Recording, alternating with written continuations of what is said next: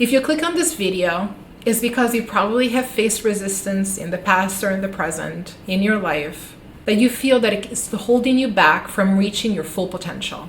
And funny enough, I'm actually wearing a resist shirt today. This is how the universe works, by the way. And resistance can manifest itself in various forms: fear, self-doubt, procrastination, or even outside influences. In this video, we're going to take a moment to reflect what is causing resistance in your life. We're also going to think about those moments in which you have flow. And then we're going to learn accordingly and figure out what are the action steps that you can take in order to move from resistance and into flow. And if you don't know me, I'm Marina. I'm a content creator. I'm currently trying to design the best life for myself, having quit my corporate job and moving into working on my own. And resistance has been a lesson for me. I want to say for the last decade, but most importantly, most recently in the last week, I have grown a lot in this area. And that's why I finally decided to make this video. But if you're interested in any other topics for self-growth and or how to get out on your own, please feel free to watch my other videos as well. Back to resistance. So as some of you may know, I'm half Italian and half Dominican. And my mom was a typical, when I say Dominican mother. She is amazing. She's an amazing woman, an amazing mother. And she also raised us in a way that, well, I think is the best thing that she could do, because that's how she learned it from her mother. And what that meant for us was literally being bullied and sometimes even blowtorched into doing the things that we needed to do. And I've recently realized this about myself, that somehow I learned that I needed to forced or being forced into or blowtorched into or bullied into doing the things that I know I need to do, which, by the way, is a very painful way to go through life. And it's weird because sometimes we associate our successes, well, let me speak for myself. I've been associating my success with this blowtorching, forcing myself through it, and somehow subconsciously develop this belief or fake belief that that is the way that it needs to happen in order for me to move forward. And so I'll give you a very simple example, because I'm not trying to badmouth my mom on this video at all. But for example, if we were at the table and my mom was trying to teach us table manners, and we had our elbows on the table, which is a big no-no. If you know, you should put the side of your arms on the table, never your elbows. Which now, by the way, as an adult, I do constantly. I don't even care. But anyways, different point. Probably a rebellion mechanism. But yeah, she would take her fork and poke us on the elbows. I mean, probably, okay. She would tell us first, the first time, she would voice her concern. She would say, get your elbows off the tables, okay? Then we will do it again. We're kids, okay? We do it again. She'll say it again and say, take your elbows off the table. And then by the probably third or fourth time, when we probably forgot again to take our elbows off the table, she will take her fork and poke us on the elbows, like that, to get our elbows off the table. And well, she never hurt us in those moments. It was a way in which, and there are many more examples that I'm not gonna say here, but like it is a simple example to say, like, I've learned that a la mala, that's how we say in Spanish. We learn a la mala, meaning the bad way, meaning we learn through the pain, right? The painful way of doing it. And my mom used to tell us this all the time. You can learn this a la mala or a la buena, which means you can learn this with pain or with no pain. You decide. She started with no pain and then she went through pain. Yeah, so like, looking back, it's probably not the best way that one could have learned how to go through life. And oh my God, I love my mom. She just loves us so much, and she just wanted the best for us. And you know, she's grown so much since then. But that was her way of teaching us, or teaching me how to move through life.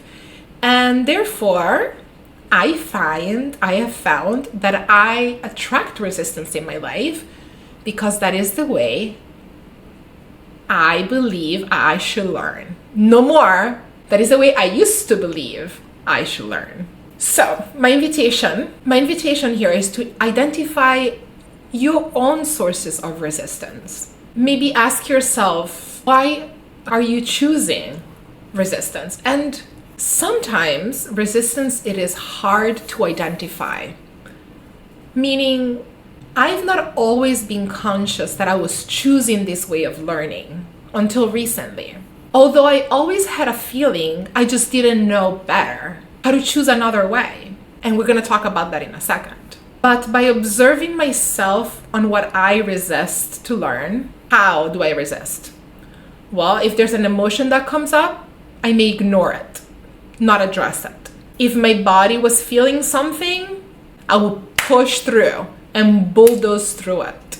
If I got that feeling in my stomach sometimes that something is not right here, I would ignore it because my ego was telling me this is what you need to do in order to be successful. Another indication could be fear. What are the things that you are afraid of doing?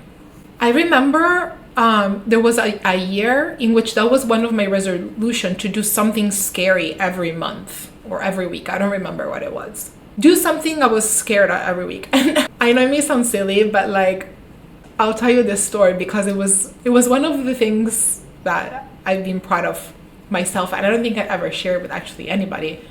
But when I was a teenager, I never learned, even though I grew up in Italy, which is a huge scooter country, like motorcycle scooters. Even though it's a huge scooter, I never learned how to drive a scooter. And the first time I did try to ride a scooter, it was one of my friend's scooter, and I immediately fell over. I didn't hurt myself, but I immediately fell over. And I was so embarrassed because it was in front of all of my friends. And I think I even burnt myself a little bit on the leg. And my friend was so upset because it was their scooter. And I don't know why I had this like vivid memory of always there was something there that I was like, I need to learn how to ride a motorcycle. So for this 1 year, when I set this resolution, I wrote 12 things from my past that I was afraid of doing. And one of them was like learning how to ride a motorcycle.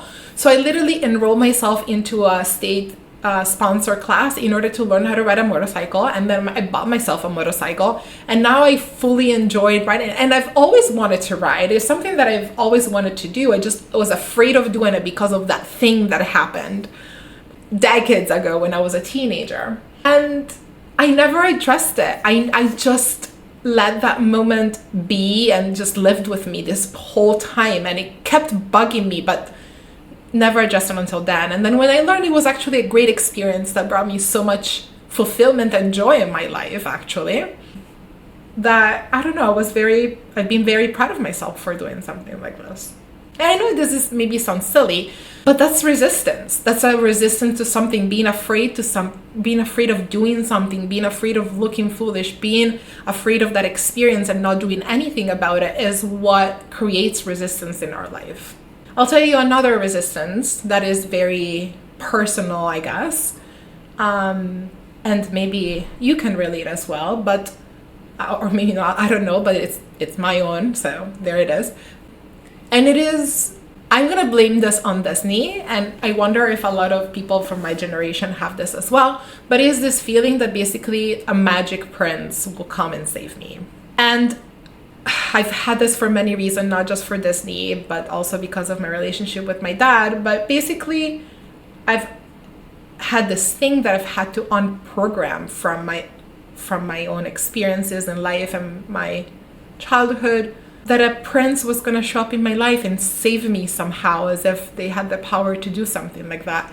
And I have needed to learn how to become my own savior, my own prince and princess, by the way, and hold those two things true for myself. And once I did that, my life got 100 times better because I did not have that resistance anymore. And by the way, but that resistance brought a lot of new and different trauma in my life. And by the way, this is how it manifests. maybe you feel it, you're like, yeah, you acknowledge that there's something going on, or that's how it happens for me, right? I acknowledge that, yeah, I do wish for somebody to come into my life and save me. But then you don't think of it. You don't think any of it. And so life gives you little things, right, to try to get you out of that. And then I didn't listen the first time. I didn't listen the second time. I didn't listen the third time. And as time goes on, I was forced to listen in a very painful way, emotionally painful. And I was forced to work on myself.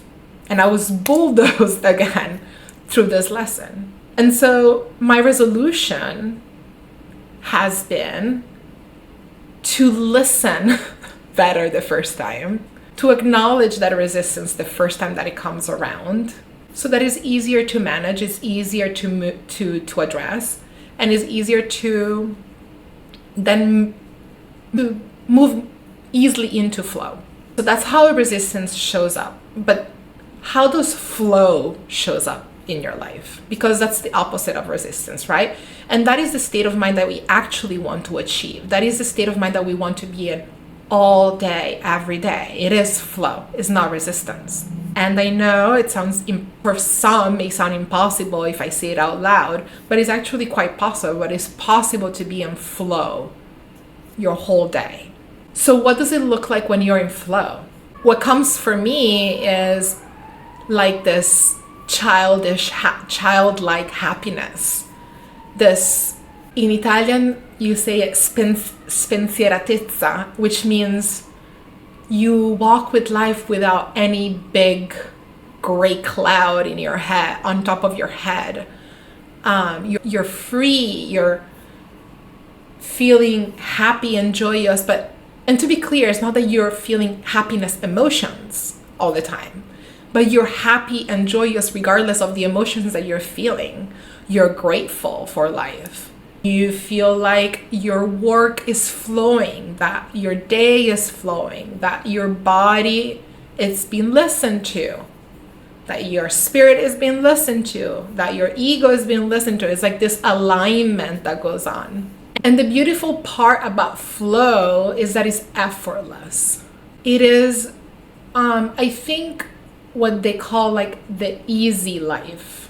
And I'm saying easy because it's not necessarily without effort. Because actually there's a lot of effort that could go into flow. That is a easier way of living without finding pain and resistance. Flow is a beautiful state. And that is the goal, and that is what we are trying to achieve and move towards. But in those moments, when you're finding resistance, how do you move into flow?